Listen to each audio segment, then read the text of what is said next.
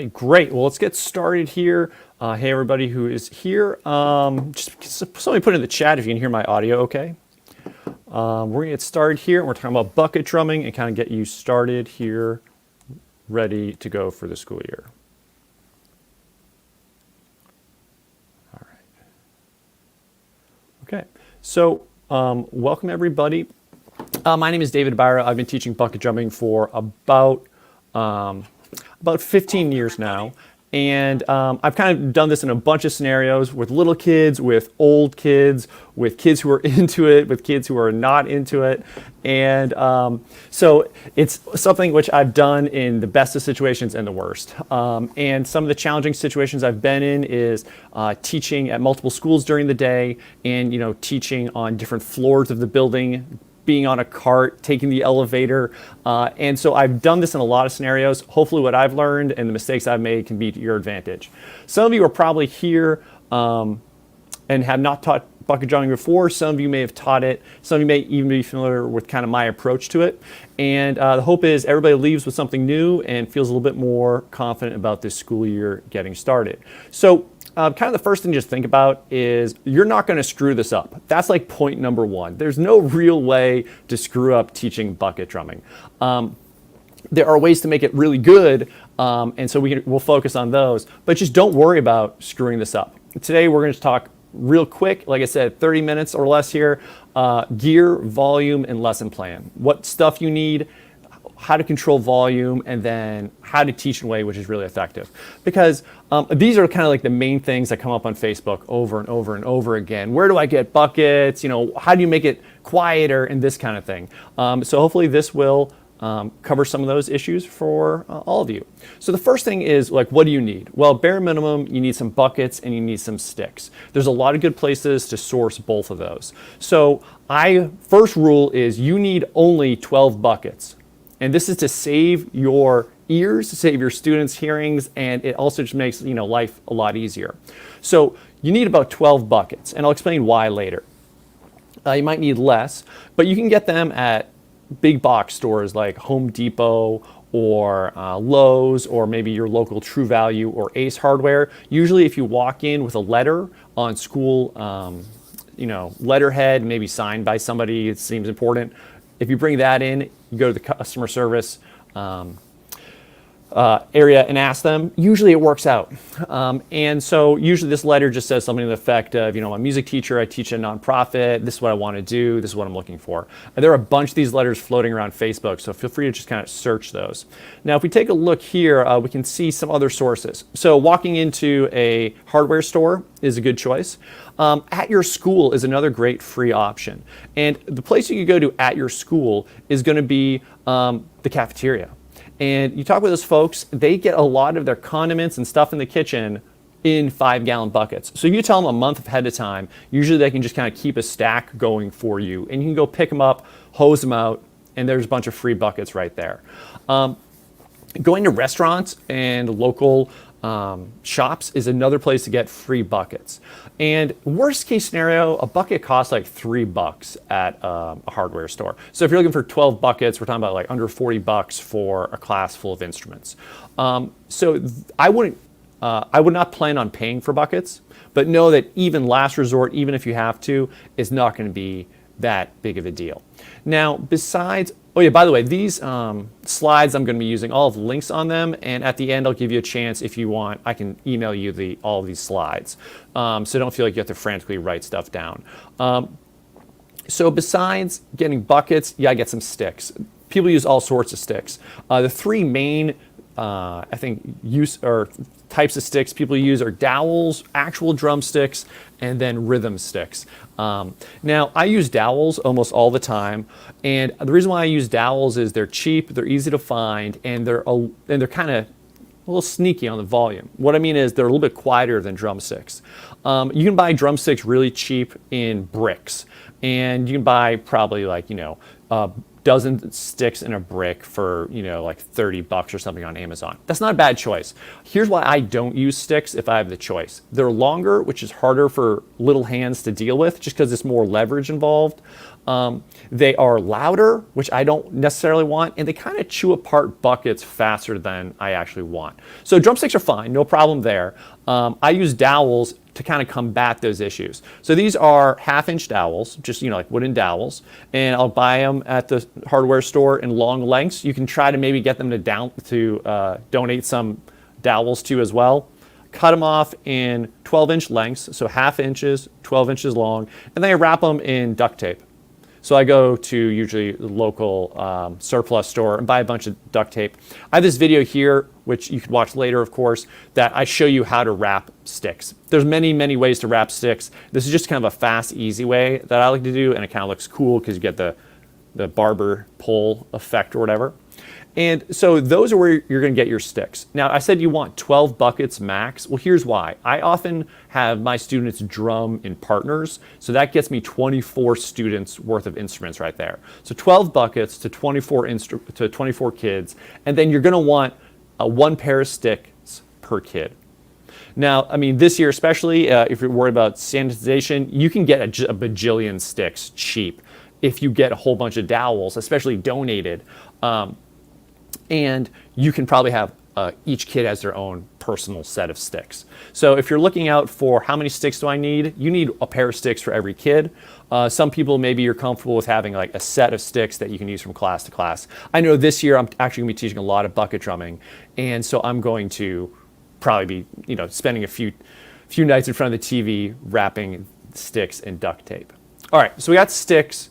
Good. You got buckets. That kind of covers the basics. Now I've made a infographic that I can give you at the end of the live stream here, and this is like a shopping list that shows you what you need to get, and I kind of did a quick pricing of how much this would cost. So worst case scenario, you can get instruments for 25 to 30 kids for $75, probably plus tax. This is kind of going full tilt. And this assumes you're not getting anything donated, right?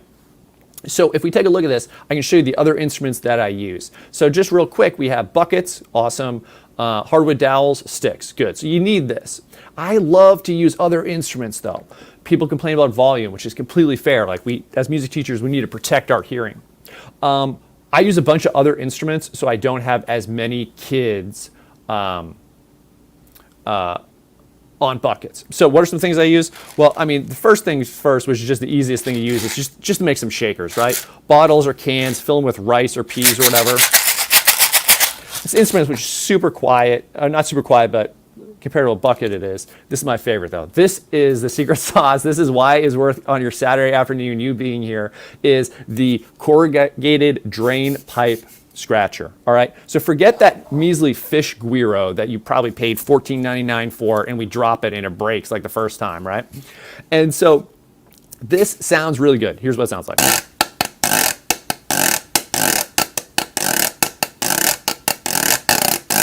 Sounds good. Like it sounds like almost like a legit guiro. And this stuff is indestructible. So the way you find this is it will be in either 10-foot or 50-foot lengths. Now, I one year got a 50-foot length donated for my summer workshop, and I ended up literally with 2 shopping carts full of these. So you get the 10-foot length for like $4 or something, and you can just cut it with a saw or a pair of shears. And like I said, this thing is indestructible. 10-foot length, that will give you 12 of these guiros. I'm using a piece of PVC pipe to play it.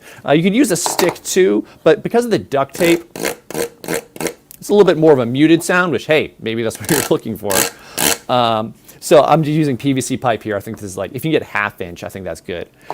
So this is like my favorite instrument of all time. The kids can drop it, they can break it, it's no problem.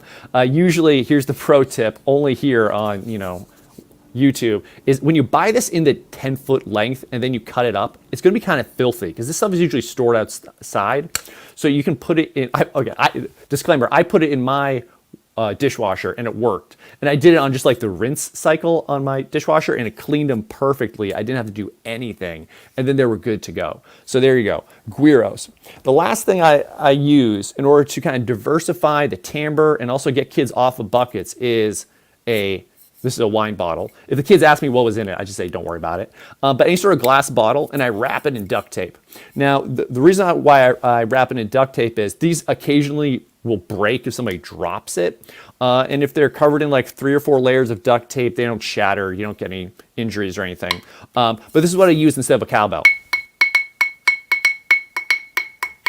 Okay, so basically, well, with this, basically duct tape is your friend. This is the last thing I'll show you as far as gear that you can kind of amass. This is just a 1-inch dowel, and this is just a ton of duct tape. And I use this as a mallet. So it has a lower pitch, kind of warmer sound, so you can play compared to the 6 sound, which would be this. Again, just kind of diversifying the timbre, because one of the things which happens, and I won't get into this too much, but like you want a diversity of sound, just like an orchestra or a band has, treble, alto, soprano, bass instruments. You kind of need the same thing in your percussion room too, because you really want to get that full sound. Just buckets can sound good, but I prefer having a diverse set of instruments. So checking out those instruments, I think will go a long way. So this is your list of stuff to buy, and I just made a second sheet with just these kind of pictures. This drain pipe is also sometimes called drain tile. I bet many of you have this actually buried outside your house, at least your sump pump. So if you find it under drain tile, that's where it is. And good reminders here for me. Buckets, I usually pull the handles off except for one of them. So let's say you want 12 buckets in the classroom. Maybe you want 13, so you've one to drum on. But maybe you go to Home Depot and you ask for 20. And then you can use some when they break. And I will leave the handles on a couple of them, because then you can store stuff in it. You can have one bucket with shakers in it, one bucket with sticks in it, and so on. All right, all these ideas look good. All right. So the second big thing, which always comes up on Facebook, and just I always get asked this when I do clinics, is like how do you handle volume? And this is a really important question, because you don't want to be hated by the people who teach adjacent to you. And honestly, though, you want to protect your hearing as a teacher, and you want to be able to protect the hearing of our students, obviously. So here are some ways to protect hearing, just to kind of get this covered. So the first thing I do is I work with partners all the time. So you can see this diagram, everybody's got sticks, but you have 2 kids per bucket. Well, what does a kid with just sticks do? Well, what you want them to do is you want them to air drum, to drum on their legs, and to drum on the floor while the other person is drumming. So at any given time, you'll have maximum 12 students drumming, and then the other 12 students, let's say we have 24, are air drumming, silent, and super powerful, as we'll see, legs or floor. So this controls your volume. The other thing which you see all the time as an answer on Facebook, and is super creative, I'm always amazed, is using something on top of the bucket to reduce the volume of the bucket, or something on the end of the sticks. Those pencil grips, you know what I'm talking about, like those rubber ones, surgical tubing on the end of sticks. Some people use stuff like chopsticks, which I don't use. Barbecue skewers, which they're pointy, so I don't use those. Or throwing something on top of the bucket, a towel or a sit spot, or just some piece of foam rubber. Those are all great, but then the problem with adding stuff is then you have to keep track of it. Then like the kid pulls the thing off and you have to chase and they throw, like you have to it's just adding more to the equation, more stuff. And so I try to avoid adding. I try to take away stuff. So we're trying to take away volume here. I do use towels occasionally. But honestly, the way you can really control volume is by just controlling how you're teaching. So teaching with partners is fantastic. Teaching quiet playing. Now this sounds condescending. Like obviously we want our students to play quietly, right? You have to teach it from the very first day. Basically, goal number 1 is them playing quietly. So volume on any percussion instrument, for the most part, is a function of stick height. So if they're drumming low, it'll be quiet. If they're drumming high, it'll be loud. So what you have to do is teach quiet playing. So low sticks. Low sticks is something I say like ad nauseum the first couple classes. So if they play their first 2 or 3 notes as a class, I mean, like their very first 2 or 3 notes, and it's loud, I shut it down and we do it again. So if you really, really, really prioritize low sticks in your first class and then keep, reinforcing that, that takes care of most of the volume. Because we've already cut the number of buckets in half by using partners. Teach quiet playing, that does most of the work. Now, the last thing you can really control for sure, besides, getting the kids just to play quieter, is to reduce the actual time playing the buckets. Now, not reduce the amount of time the students are playing, because in my classroom, if I have a 30-minute class, I want the students to be drumming 27 of those minutes, And so I will reduce the time that they're actually playing the buckets. So having the entire class air drum, the entire class drum on their legs or on the carpet, that reduces volume, by whatever, 600%. And these 4 things will protect your hearing, because there's always somebody makes a joke on Facebook about like, how do you reduce, bucket drumming volume? And somebody's like, oh, you wear earplugs and you take a whole bunch of Tylenol or something when you go home. But it doesn't have to be that way. Instead, just think about the things that you can actually do that are in your control to make the volume less. And it works. It really does work. So I usually, people are amazed when they come to my workshops, usually in the summer or at conferences, because I'll teach a 15-minute bucket drumming lesson and they'll only be hitting the buckets for like 4 or 5 of those minutes. It's kind of like when you watch football, like the ball's never in play. That's kind of how it works. That way they learn this stuff before they hit the drum. Besides protecting your hearing, listen, I'm a drummer. I do not want to hear lousy drumming. Like, I just don't want to hear it. And so if I can get them to practice in the air, legs and floor, then they can do it 5 or 6 times, and then they play it on the bucket, it's going to sound better, and I don't have to listen to bad drumming. So that's something to think about. Okay, so let's move on and let's actually get into teaching. So let's say you got your stuff, you kind of have a game plan for handling volume, you're feeling pretty good. Now, what do I actually teach?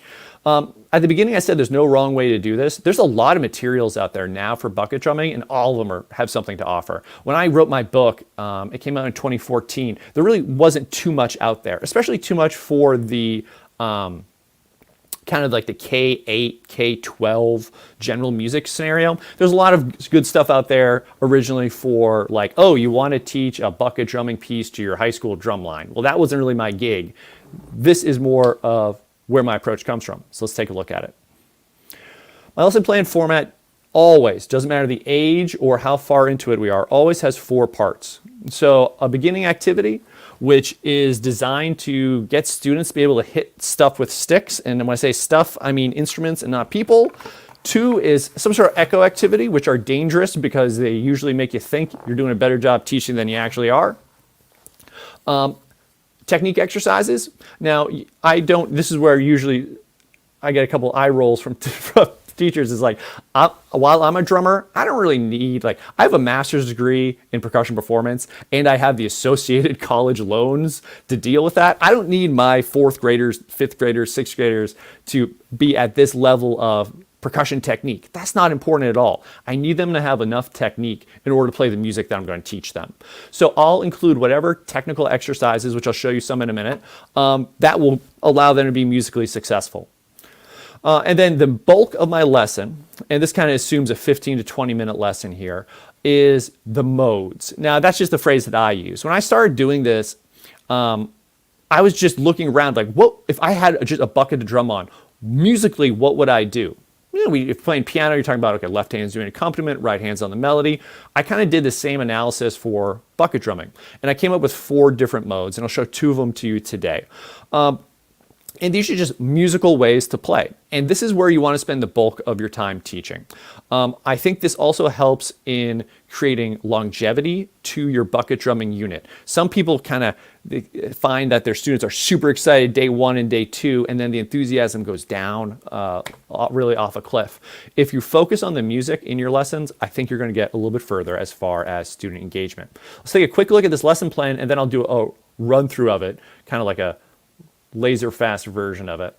So this is a basic lesson plan that I would use. I'm probably going to use this one in a week or 2. Starts with a beginning activity called pinch, wiggle, wave, and then moves into stick mirror. Beginning activities should just get students comfortable moving their sticks. So let's go ahead and I'll just do this. If you have a pair of sticks with you, you can drum along, or if you have two pencils or a pen or something. Here's how I teach, holding sticks and playing with sticks is I get students to pinch the stick about here, like a third of the way down, wiggle the stick, and then wave their hand. So pinch, wiggle, wave. This gets their fulcrum set up, gets them gripping the right part of the stick, not here, but like here. And if they can wiggle the stick, that means the stick is secure in their hand. And it gets their thumb on the stick, which, just like with you're teaching xylophones and students always are pointing that finger, right? Keeping the thumb on the side is important for control so they don't do the brute force grip. So pinch, wiggle, and then the wave. And now they're moving their wrist, right? There you go. No college loans for percussion lessons for you. Now, I'll do this, and then I'll use this for classroom management all the time. If the kids are talking or they're screwing around, I just get everybody to start wiggling like this with both. And they're doing something, which we know is way easier for kids to do than doing nothing. And then also just getting this, this grip refreshed is beautiful. So pinch, wiggle, wave. Now stick mirror. Now we use mirror activities all the time, especially in lower grades, right?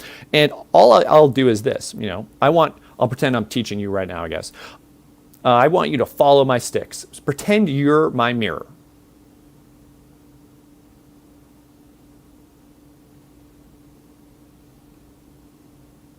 All right, now right there, this seems like super easy, right? It's like not a big deal, but this is the secret sauce. This is the second reason why you came here today, besides learning about that guiro, is this. This is what makes alternating a challenge for your students and for adults really, is when one stick goes down an inch, the other one goes up an inch. Do you know what I mean? It's this kind of dual motion. Students are really good with one hand or the other hand and both hands, but alternating is tricky because this is where that alternating motion goes. So if you're trying to get students to play nice and accurate and clean and all precise and together, it's this that needs to be ironed out. You do that day one. All right, so this kind of takes care of the beginning activities. So echo activity, this is real straightforward, right? I play rhythm, you play it back to me. Always get a steady beat going in the background. So what I would always try to do is have somebody be playing steady beat on that, and or somebody using the mallet on a bucket. Always be teaching your echo activities in the context of the steady beat. I always have my students moving, chanting rhythms, and moving their hands out loud. So they're always doing something, they're always moving. It's a very active class. So the twist here, that's kind of the bucket drumming version of an echo activity, I call floor, leg, air. So all I do is I play on the floor, and they echo on the floor. I play on my leg, they play on their leg, we play in the air. Now this is important. Now the floor, my joke here is that despite budget cuts, every classroom still has a floor. So the kids can hit on the floor, right?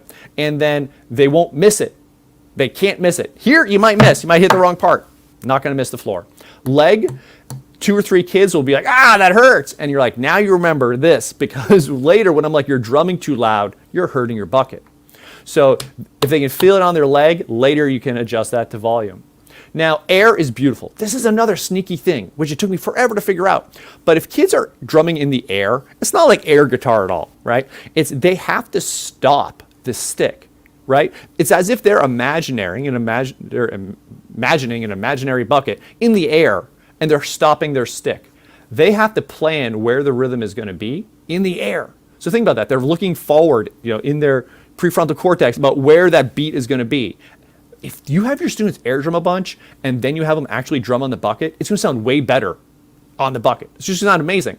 So air sticks, air drumming cleans up so many technical things without you having to launch into some sort of long explanation of percussion technique. You just have them air drum. All right, so moving on, because that would only be maybe like 1 minute of the lesson. Technique exercise, this is an old one, 8 on a hand. You should come up with some variations to make this kind of interesting. Now, 8 on a hand is simply this. It's 8 rights and 8 lefts. That's it. And you keep going. You might play that for 30 seconds. You might play it at different speeds. You might play it on different parts of the bucket, the rim, the center, the side of the bucket, whatever. So doing that and then having them do different things, like, okay, let's do 8 on a hand, but let's go like this. Or come up with some variations to kind of extend this and to sneak in some other creative things. Now, the modes, this is where you're spending all of your lesson time if you're doing this right, as far as when I'm assessing myself, because this is where the music actually is, all right? And of the ways to play the bucket, this is the most classic way. You're teaching basically a drum set groove.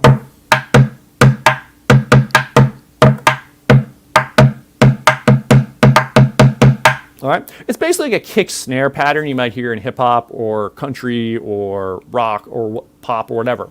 And so this is kind of like your kick drum. That's like your snare. Now you can start really simple. Just a rhythm like this. Ba, ba, ba, ba becomes. Okay, so this type of groove in my book, I have hundreds of these from all different difficulty levels. And this is tricky for a few reasons. Well, it may pose a coordination challenge. It's like the rub your stomach, pat your head type deal. And some students may be able to deal with the rhythm, but have a hard time with the coordination of it, right? Like, oh, is it right and then left? So what you do is you go back and use a bunch of body percussion. Now, I won't do this entire sequence in here. I know it says one bucket partner sequence. There's a video which has a link. If you watch the video, you'll see the whole thing. But the basic idea is when you're teaching these types of grooves and students are having coordination issues, what you should just do is have them do it like this. Right? They're patting and clapping and doing the groove like this. And then you're not going to be able to do this too much this year because we're trying not to have kids, spread too many germs, right? But you have them pat their leg and then high five a partner. And so they start lining this up with a partner. So you can just this year maybe just stick to body percussion like this. Then you give them one stick and they hit their leg there. And you can have them snap, or you can have them high five with their partner, and then you give them two sticks, and then so you just slowly start from the body percussion and the chanting. Use whatever rhythm syllables work for you, of course, but you start with the rhythm syllables and the body percussion. You add one stick, then you add two sticks. That's a progression I use all the time. They have to say it, they have to move to it, add sticks slowly, right? So that's basically how I break down sequences. So if you want a student to be able to play a one bucket groove, that's like,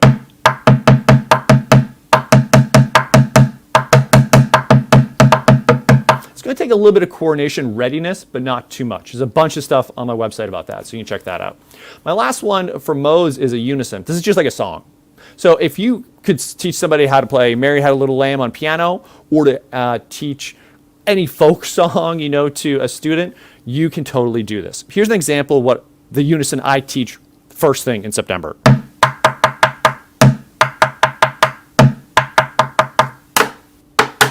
It only uses two rhythm patterns. It has a beginning, middle, and end, just like a song does, and students can drum it together and not really get lost. If they get lost, the good thing is it's short. You can stop it, clean it up, and try again. So you basically just have to teach this like a song. Maybe some of you use as a John Feyerabend. He does whole song assimilation is his name for it. But it's an old technique where basically, it's the oldest technique where we hear a song over and over and over and over and over again. And then because we have the image of it, the schema for it in our brain, we're able to sing it. We're able to reproduce the song. It's the same thing with the bucket. So what you want to do is perform the unison song for the students a dozen times, as many times as you can. While you're performing, don't have them just sit there and watch you. Have them rock their shoulders to the beat, nod their head to the beat, march in place, keep a steady beat with body percussion. If you have them with sticks, have them keep a steady beat on the carpet. Have them listen to the song as much as you can possibly get them to stand it, and then teach them how to play it. So getting the song in their head first, and then having them play it allows for not only reducing volume, but just cleaner drumming. And that's what we're looking for. We're looking for high quality drumming. All right, so that took me about 10 minutes to talk through. If I was actually teaching this, I would say this lesson plan would take me about 15 minutes, maybe the first day of school. This would be a 15-minute lesson. So that's the lesson plan. Now, that approach, there are many approaches to bucket drumming. The approach I just kind of described that follows this pattern, this is more of like the Orff approach, and this is more like classroom music. Some of you may be band directors, orchestra directors, choir directors, and have more of an ensemble background. Well, if you're interested in teaching rhythm, teaching notation, reading and writing music, you can totally do that. that's absolutely fine. You can treat this ensemble like it's an Orff ensemble. You can treat it like it's a concert band. You can treat it like it's a rock band. So what I do is I'll give kids this sheet. I'll put this up on the board, and I'll go around and I'll point to each one. This is 4 notes on the rim of the bucket. Then this next one is 4 notes on the center of the bucket, all right? And then I just have them play through it, and I'll zoom in, or I'll point and I'll jump around in front of the room, which is partially entertaining. But like, first bar is this. And then let's say I go down and I start pointing at this one right here, and then the students play.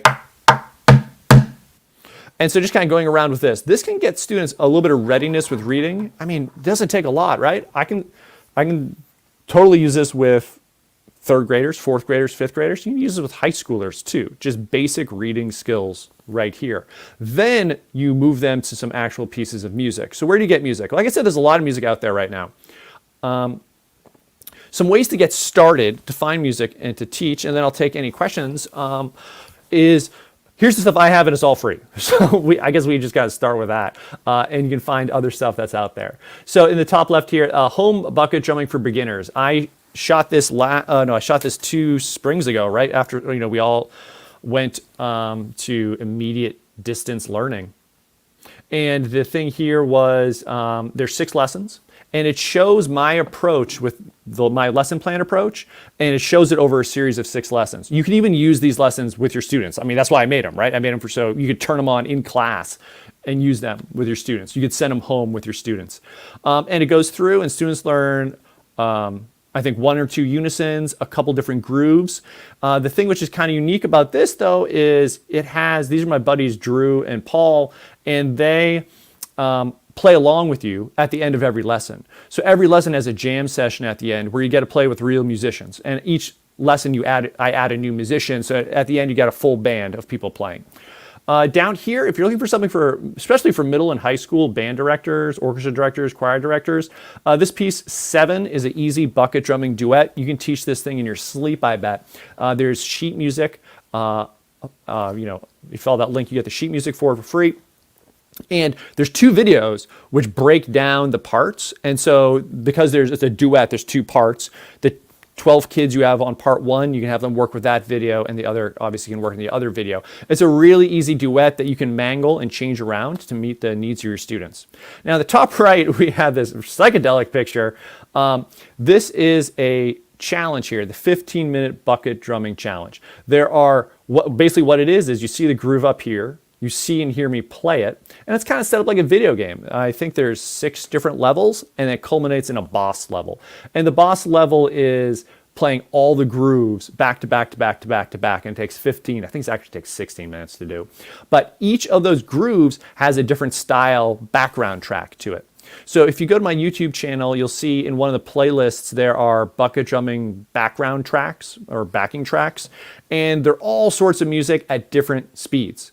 60 to 200 or something. So even if you're not doing this and you're just looking for some music for students to drum along to that isn't distracting, doesn't have bad lyrics in it, you can use that playlist.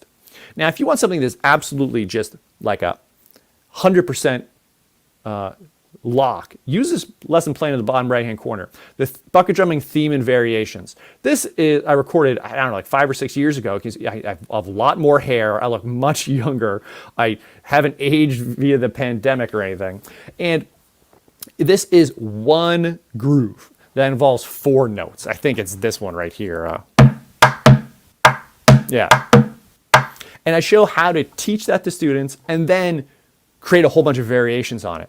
So that is sweet for you as a teacher because you only have to teach 4 beats of rhythm and then you get to stretch it out. It's kind of like when you buy a gift for somebody and you pay $5 for it, but it looks like a $20 gift. That's what that lesson is. So if you want something that you will absolutely be able to rock, that theme and variations is the way to go. And the big picture here, I throw out a lot of stuff in this. This is the shortest amount of time I've ever covered all that information. Basically find one thing that you have success with bucket drumming and then build on it. One of my big things is I'll teach a unison or a groove, and then I'll have the students come up with their own variations, or have the students come up with an introduction or an ending. Or I say, okay, let's pretend we had an audience that we have to play for tomorrow. what can we do right now? And they come up with ideas that are so creative and so interesting and that they have already bought into because the ideas came from the students, not from us. And so finding like one of these things that you think you'd be successful with and just go with it. I think the value of this one is you can have students work ahead. Same thing with this one right here, the home bucket drumming for beginners. Bottom left-hand corner, the 7, an easy bucket drumming duet. That is great for ensembles who like to play together. And so I think each of these has its own kind of thing, and you can pick which one you think works best for you. Once again, the links are right here. And in a minute, I'll jump and give you a chance to get the slides I was talking about. All right, so my goal is to get this done. So sorry if I was talking quite fast. This is faster than I talk when I'm in the classroom. What questions do you have? If you have a question, put it in the chat right now, and I'm happy to answer it. And I have 1 or 2 more things, and then we'll call it a day because it is Saturday. Any takers on the questions? No? No takers? So here's some things to think about as you kind of wrap up here. My book is available in every place you buy books, Barnes & Noble, Amazon. There's the link to Amazon. Oh, good. Here's some questions. Great. So the link for email me slides, please, isn't working. Okay, I'll send that to you right now, and we'll see if it's working. Yeah, how to get the slides and links. Good. Now, how do you set up the kids in your room? Now, I like to have kids drum in a circle if I have the space to do it. And taking them outside is also great, especially at the beginning of the school year when you can do it. And I like to have kids in the circle, and I don't like chairs. With bigger kids, middle or high school students, I'll use chairs, but I try not to do it. Again, I feel like the less is more is always a winner. So when you talk, I can just throw this one up here. So when you talk about teaching a song, what does that really mean? Does that really mean groove? Okay, cool. The important distinction between a groove and a song is that a groove is circular while a song is linear. So we know those songs that have beginning, middle, and ends, right? Well, this is an example of a song.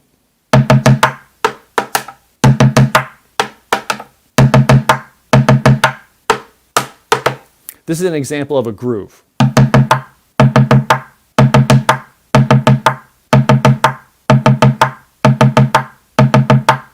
So thinking about what is repeating, if you were the drummer in a band, you'd be playing a groove.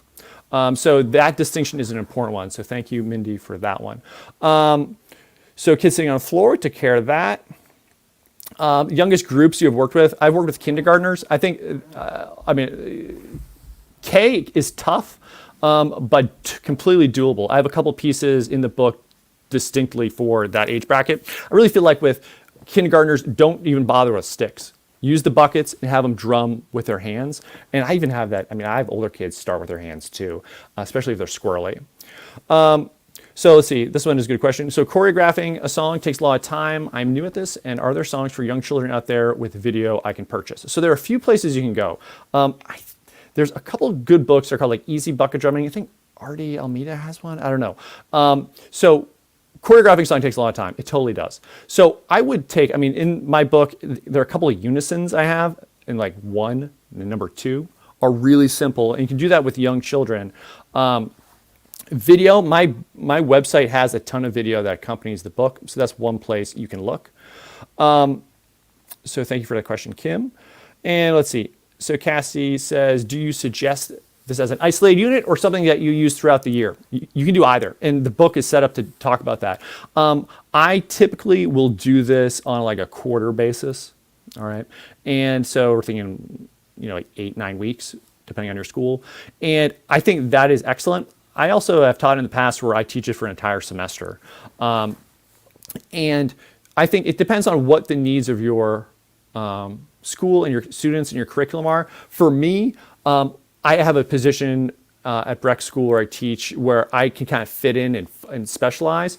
But when I was teaching just general music for grades 4 through 8, I would maybe spend half a lesson at most on bucket drumming and make sure we're doing something else with pitch for the other half. Speaking of pitch, I have a new piece coming out on teaching teachers paying teachers that has xylophones and buckets. So look for that. But I think it's kind of my answer, Cassie, is I would like to balance between rhythm and pitch whenever possible. So that's the kind of thing that I try to do. Half and half, never spend more than half of my time on that. All right, let me take a look here, and I'm looking for the slide link. Let me try accepting responses on it. Maybe that's a problem. 0 responses, send, give me a second, here we go. Okay, I'm going to put in the chat here, take a look. If you're interested in the slides, try that form right now. It just has a couple questions there. And I'm happy to email you the set of slides I used. And just, I mean, what I typically do is I will, like when I see repetitive questions on Facebook, is I'll just usually blog about it. And so I've done this just dozens of times. And let me show you what I'm talking about. Let me share just a window. I want to share this one. Okay. So